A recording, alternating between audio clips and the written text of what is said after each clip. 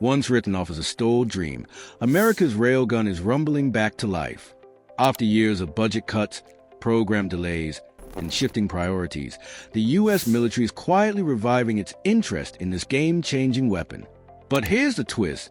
It might be too powerful, too disruptive, and too dangerous to actually deploy. The railgun doesn't fire bullets. It uses electromagnetic force to launch metal projectiles at hypersonic speeds, up to Mach 7, without a single grain of gunpowder. No explosive warhead, just sheer kinetic energy so immense that it can obliterate targets with a single impact. In theory, it's the ultimate weapon. In reality, it might be the ultimate problem. So why is the Pentagon bringing it back now? What changed? And is America truly ready to unleash a weapon this advanced? Before we uncover the truth behind the railgun's return, make sure to like, subscribe, and hit that bell icon so you never miss future insights into the world's most terrifying military innovations. The science behind the railgun. To understand the railgun's power, you have to first understand what makes it different. Unlike traditional artillery, which relies on explosive combustion to propel shells, a railgun uses electromagnetic energy, specifically the Lorentz force. Here's how it works. Two conductive rails are connected to a massive power source.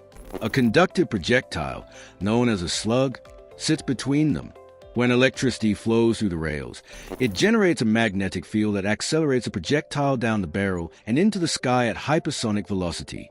There's no explosion, no fire, just raw power and speed. The result?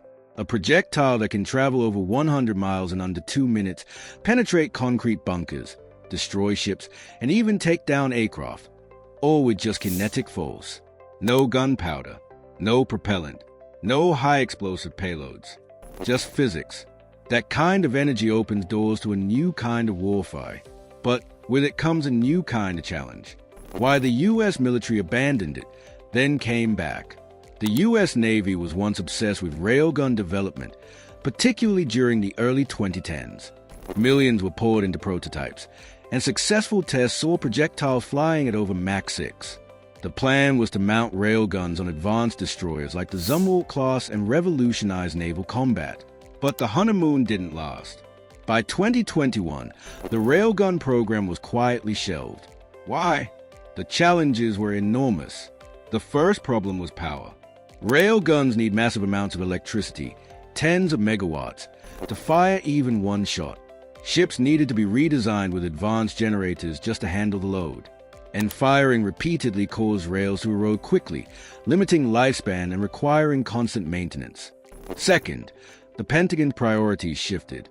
Lasers, hypersonic missiles, and AI became the hot topics, and the railgun lost its momentum. It was too expensive, too experimental, and too complicated for military seeking faster, more practical solutions. But now, in 2025, something has changed. Reports are emerging that new power systems, material breakthroughs, and AI targeting tech have solved many of the old issues. The railgun is no longer fantasy. It's becoming feasible again. And America's adversaries, namely China and Russia, are working on their own railgun programs. The arms race has quietly restarted. The tactical advantages, why railguns terrify the world. If railguns are successfully deployed, they could shift the global balance of military power almost overnight. Imagine a warship that can fire dozens of rounds at Mach 7, each with enough energy to rip through concrete, steel, or aircraft hulls. Imagine defending a coastline with ultra-fast, low-cost slugs that intercept enemy missiles and aircraft before they even reach your airspace. Now imagine doing it without explosives, meaning no risk of onboard detonation, no massive ammo depots, and no volatile storage problems. The cost per shot is another game changer. While missiles can cost millions, a railgun slug might cost under $30,000, a fraction of what it takes to launch a Tomahawk or SM-6. You could shoot down a missile with a metal dart, not a missile of your own. The railgun also blurs the line between artillery and missile systems. It can reach targets far beyond traditional cannon range, with almost no warning, since slugs travel faster than sound and give little thermal or radar signature. In the right hands, it's a precision strike weapon, an interceptor, and a strategic deterrent all in one. The engineering nightmare. But building the railgun isn't the same as deploying it. One of the biggest hurdles is the barrel erosion problem. When a slug races down the rails at Mach 7, it tears apart the conductive metal through friction, heat, and electrical stress. Even the most durable materials wear out after a few dozen shots. And then there's cooling. The heat generated during a single shot is immense, enough to warp metal and overheat nearby systems. Military engineers must create cooling systems as advanced as the weapon itself. Another challenge is targeting. At those speeds, even a tiny adjustment in trajectory makes a huge difference. You need real-time guidance, advanced AI prediction, and an entire digital command chain that can track and fire within seconds. Plus, railguns still need their own unique infrastructure. Ships and bases have to be redesigned. Power systems must be modular, redundant, and portable. The logistics are immense. So while the railgun might be technologically possible, is it operationally practical? A weapon that changes warfare, or breaks it. There's a reason some defense insiders worry that the railgun might be too powerful to deploy.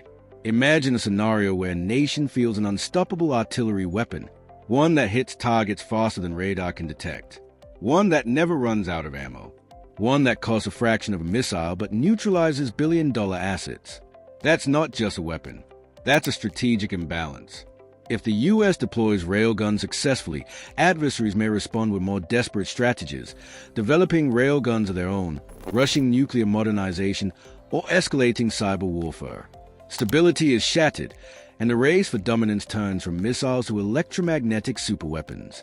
Worse, railguns blur the line between conventional and strategic warfare.